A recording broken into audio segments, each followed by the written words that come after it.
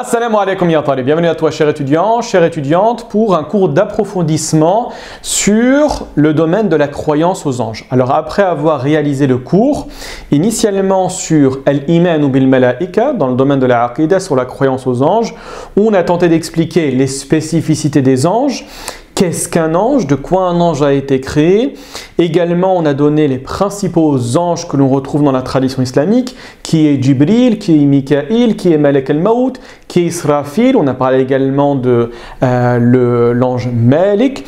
Et on a tenté également d'expliquer la possibilité de la croyance aux anges dans le domaine que l'on connaît actuellement, à savoir la relation assez tendancieuse entre le domaine scientifique et le domaine religieux. On considère que pour beaucoup de personnes en tout cas, que la religion est dépassée, que ce sont des affabulations, que ce sont des légendes, que ce sont des limites, etc.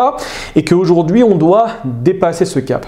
Alors que dans l'islam, l'une des conditions les plus importantes de l'islamité d'un individu, c'est son rapport avec l'invisible. Vous savez, au tout début de la sourate Al-Baqarah, Dieu va dire « Alladhina yu'minuna bil ghaib » ceux qui croient en l'invisible. Donc al-ghaib renvoie à tout ce qui ne peut être perçu par l'être humain. Donc on a donné certaines indications, certaines preuves qui vont venir conforter le musulman dans la possibilité de la croyance aux anges. On n'oublie pas que le musulman est un croyant, c'est-à-dire qu'il ne va pas fonder l'ensemble de ses positions sur des éléments rationnels, empiriques. Non, il va baser un grand nombre d'éléments, un grand nombre de croyances sur des actions qui sont empiriques, qui sont basées sur la rationalité, mais il y a une catégorie de croyances que le musulman va tenter de dépasser en faisant ce que disait Edgar Morin, un saut. La croyance est un saut non pas dans l'inconnu, mais un saut qui va être justifié par une position rationnelle. Parce que j'ai 95% d'éléments, les 5% qui me manquent, j'essaye d'y croire. Et pour information, ces 5% d'éléments, on peut y accéder, non pas à travers l'empirisme, à travers l'expérimentation, mais à travers le chemin de la foi, à travers la spiritualité. En développant sa spiritualité, on peut accéder à un certain type de savoir qu'on n'avait pas accès alors que nous étions profondément vautrés dans le matérialisme. Donc on avait évoqué l'idée de dire que actuellement l'être humain a très peu de possibilités de voir. On avait parlé du spectre visible, parce qu'on avait dit que les longueurs d'onde perceptibles par l'être humain sont entre 0,4 et 0,8 micromètres, ce qui est approximativement rien du tout. On avait évoqué également que actuellement quasiment tout dans l'univers n'est pas perceptible. On avait parlé de l'énergie noire, de la matière noire qui représente approximativement 95% de l'univers et qui n'est pas perceptible aussi bien par les êtres humains que par les machines, par les outils de sondage. On ne sait pas réellement qu'est-ce que c'est. Et on avait également exploré le champ de la zone de dernière diffusion, entre deux guillemets. On sait que l'univers est extrêmement grand, mais qu'on arrive à voir simplement à une certaine limite. Après, il y a quelque chose, mais on n'arrive pas à le percevoir. Donc l'être humain est très limité en termes de perception, il voit ce dont il a besoin. Donc dire que on ne croit simplement que ce à quoi on voit, c'est assez problématique actuellement avec toutes les données scientifiques que nous avons. Donc voilà ce que nous avons dit dans le cours initial sur les anges. Et comme promis, on avait dit que vous allez retrouver dans la bibliothèque au fur et à mesure des cours supplémentaires qui vont venir se greffer au cours initial pour donner davantage d'explications. Comme on est assez limité en termes de temps, vous allez retrouver d'autres cours qui vont s'intéresser plus précisément à certains anges, par exemple parler en profondeur de qui est Jibril, qui est Mikaïl, qui est Malek al-Maut, comment il va retirer les âmes de la mort, etc. Vous allez le retrouver au fur et à mesure dans la bibliothèque numérique Bibliodim. Donc aujourd'hui, on va s'intéresser uniquement à une question assez intéressante. Quel est le nombre d'anges que nous connaissons et quels sont les anges qui environnent l'être humain? Alors vous allez voir que on va donner certains éclaircissements. Il y a des questions sur lesquelles les textes sont restés assez silencieux. Donc on va se limiter à une approche assez novice. C'est au niveau 1. Niveau 1, on ne rentre pas dans les détails. Très bien. Donc le nombre d'anges. Bismillah, on commence. Donc tout d'abord, Allah yubarik fikum, la clé de ce cours, c'est de savoir que les anges sont des créatures nombreuses et dont seul Allah connaît le nombre exact. Vous avez un verset qui fait référence à ceci. Dieu va dire « وَمَا يَعْلَمُ جُنُودَ رَبِّكَ إِلَّا هُ » après avoir parlé des anges de l'enfer.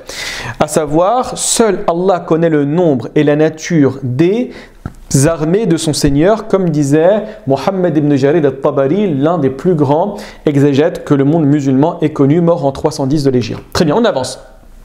Donc la multitude des anges, vous avez un exemple qui est assez connu et qui est très répandu, c'est la question de Bayt al-Ma'mour. Bayt al-Ma'mour, qu'est-ce que c'est?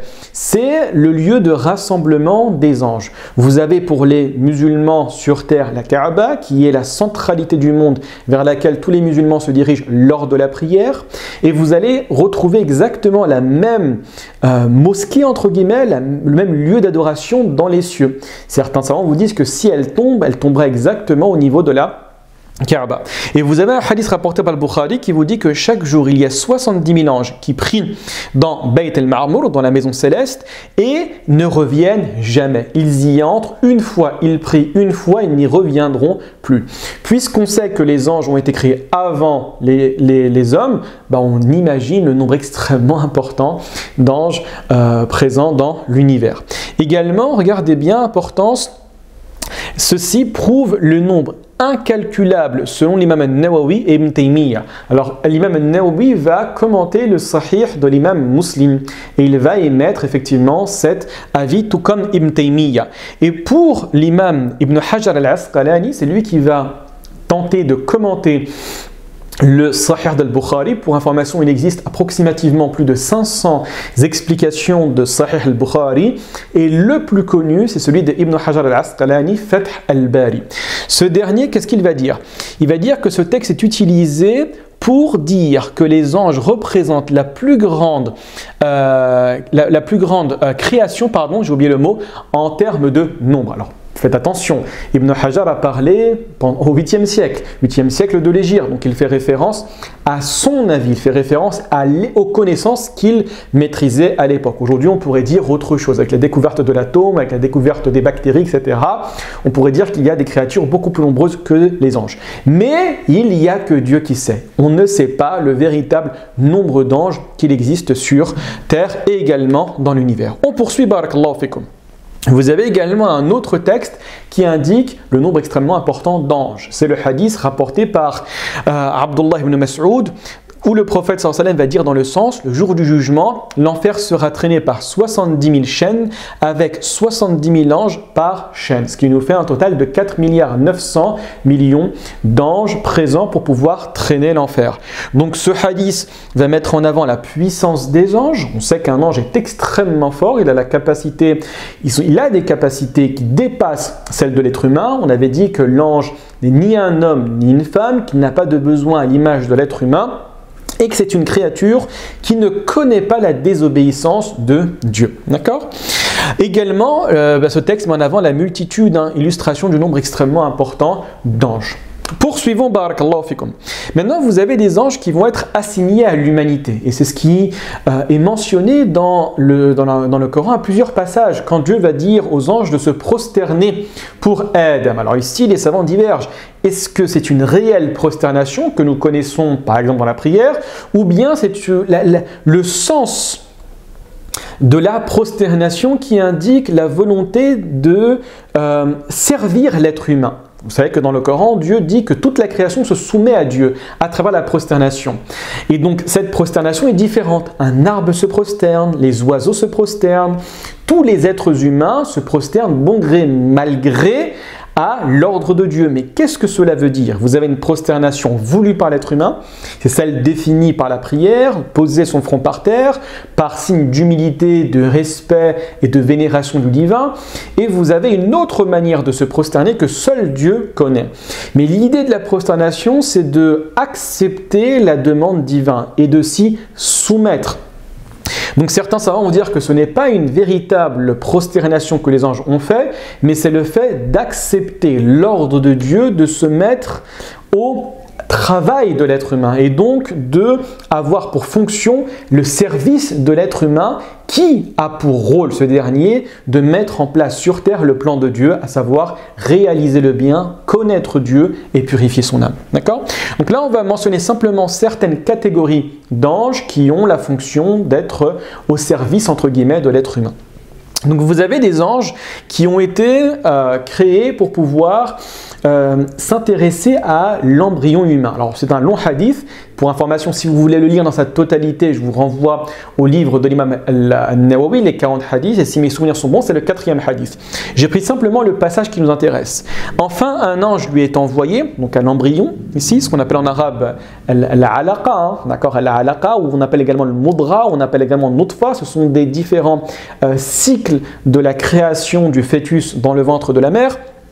Enfin, un ange lui est envoyé, il lui insuffle l'âme et reçoit l'ordre d'inscrire 4 choses. Alors bien évidemment, ici ça renvoie au monde de l'invisible. Ne pensez pas à l'âme dans la tradition judéo-chrétienne, l'idée de sang, l'idée du battement de cœur. Ce n'est pas ceci. D'accord? L'âme, c'est qu'est-ce qui va faire en sorte de te séparer des objets qui sont inertes, mais également qui va te donner la faculté de comprendre le dialogue de Dieu. D'accord? La parole de Dieu et la volonté de Dieu. Nous sommes les seuls êtres sur terre qui avons la possibilité de dire oui, de dire non, qui avons une rationalité, qui avons la conscience de notre propre existence. Les animaux ne vivent pas comme ça. Les animaux vivent avec l'instinct, contrairement à l'être humain.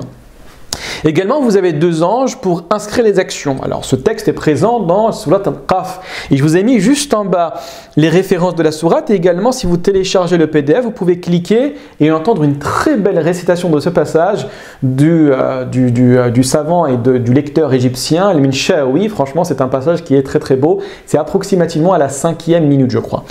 Donc, Dieu va dire, nous avons créé l'homme et nous connaissons les plus intimes secrets de son âme, car nous sommes plus près de lui que sa veine jugulaire. En effet, 2 anges se tiennent l'un à droite et l'autre à gauche de l'homme pour enregistrer tous ses faits et gestes, en sorte qu'il ne prononce aucune parole sans avoir auprès de lui un observateur prêt à l'enregistrer. C'est ce qu'on va retrouver également dans la tradition judéo-chrétienne, le fait d'avoir ce qu'on appelle en arabe al-qarin, d'accord? Al-qarin, c'est-à-dire celui qui va t'insuffler le bien, celui qui va t'insuffler le mal. Alors ça, ce sera autre chose, on va le voir juste après par la suite.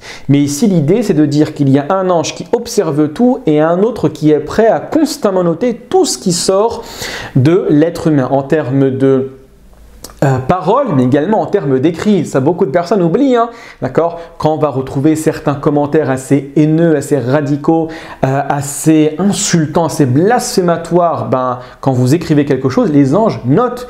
Et puisque les anges notent, vous serez interrogé sur ces paroles le jour de la résurrection. Il n'y a aucune différence entre la parole qui est dite devant un individu ou bien ce que vous allez écrire avec vos claviers. Donc, le musulman, toujours, le croyant, garde en tête la conscience de se dire qu'il est observé, qu'il devra rendre compte de tout ce qu'il fait en bien et en mal. D'où l'importance de multiplier l'istighfar, à savoir, non pas la demande de pardon, l'istighfar, c'est la demande à Dieu de le protéger, de protéger l'être humain, bien évidemment, des actions malfaisantes qu'il a réalisées sur Terre. On a expliqué dans la conférence Pourquoi l'enfer que la signification du châtiment de l'au-delà, c'est une métamorphose des actions réalisées sur terre au jour de la résurrection. J'ai tué sur terre, j'ai menti, j'ai insulté, j'ai blasphémé, j'ai mangé l'usure, j'ai mangé les biens de l'orphelin, j'ai escroqué. Toutes ces actions, le jour de la résurrection, prendront une forme. Cette forme-là, elles pourront impacter l'individu, sauf si Dieu te protège. Et cette protection, c'est quoi? C'est l'istighfar. D'où le terme en langue arabe de al-ghafra, d'accord? Également en al-mirfar en langue arabe, qui signifie l'idée de la protection. C'est le casque, c'est ce qu'on appelle en français un ammo, pardon. C'est le casque qui protège pendant la guerre, d'accord? Donc vous avez une autre catégorie également, ce sont les anges gardiens pour la protection, ce qu'on appelle en arabe le mu'aqibat. Dieu va dire, l'homme, a part devant lui et derrière lui des anges qui se relaient et qui veillent sur lui par ordre d'Allah. Donc vous avez des anges qui sont réservés uniquement à la protection de l'être humain. Que ces derniers soient bons, qu'ils soient mauvais, Dieu a mis en place des anges uniquement pour la préservation de l'être humain. Également, vous avez des anges compagnons pour guider et conseiller. Vous avez un hadith, regardez bien, extrêmement connu, Rapporté par l'imam Muslim, Ma minkum min ahadin illa wa qad wukkila bihi qarinuhu min al-jinni wa qarinuhu min al-malaika. Donc Dieu, le prophète alayhi salatu wassalam, va dire que chacun d'entre nous, parmi les hommes, va avoir comme compagnon un djinn qui l'appellera vers le mal et un ange qui va l'appeler constamment vers le bien. Donc vous voyez le nombre extrêmement important d'anges que l'on voit à travers ces textes. Ensuite, vous avez les anges de l'enfer. Les anges de l'enfer, le Coran a été précis. Vous avez le chef des anges qui est Malik et vous en avez en tout 19. Alors certains vont dire 19 ce n'est pas assez et Dieu répond.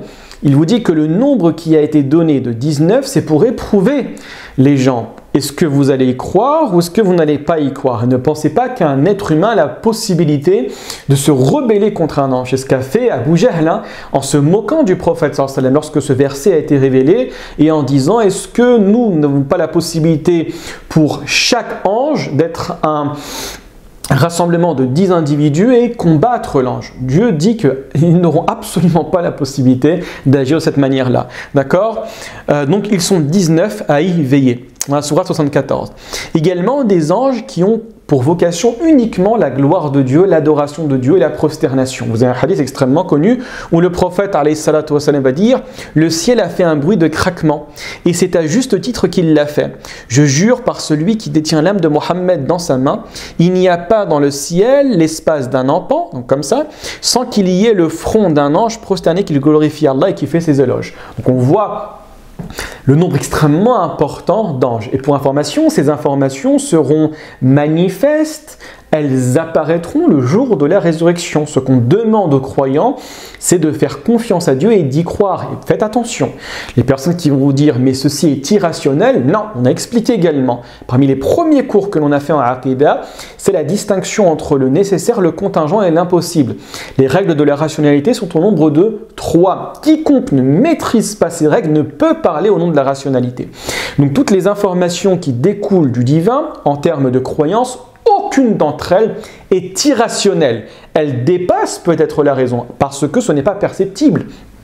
Mais en aucun cas, c'est contradictoire avec la raison.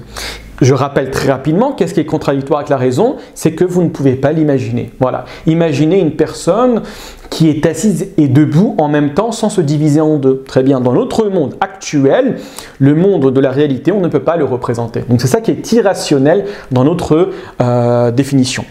Vous avez par la suite d'autres anges pour diverses tâches. Il en existe énormément. Et pour aller plus loin, vous avez un livre, alors malheureusement il est qu'en arabe, Alamul Malaikatil Abrar de Omar al-Ashqar, que vous pouvez également directement télécharger en cliquant sur le lien. C'est un livre relativement court, il fait approximativement un peu moins de 100 pages. Ensuite, en conclusion, donc la caractéristique principale du nombre des anges, c'est que c'est un nombre incalculable, au-delà de l'imagination humaine, qu'il n'y a que Dieu qui connaît le nombre réel des anges. وَمَا يَعْلَمُ جُنُودَ رَبِّكَ إِلَّا هُ, comme Dieu va dire. Et donc, quelle leçon spirituelle peut-on dégager de ces informations? Reconnaissance de la puissance divine et de l'organisation parfaite de l'univers. La personne qui conçoit et qui arrive à vivre avec ces événements-là, avec ces réalités, se dire qu'il existe des anges pour ceci, des anges pour cela, des anges qui sont beaucoup plus importants que l'être humain et qui, malgré leur importance, se soumettent corps et âme à Dieu. Pourquoi moi, en tant qu'être humain, je vais me rebeller contre Dieu? Voilà, nous sommes arrivés à la fin de ce cours. Barakallahu fikum pour votre écoute et votre présence. Wassalamu alaikum wa rahmatullahi wa barakatuh.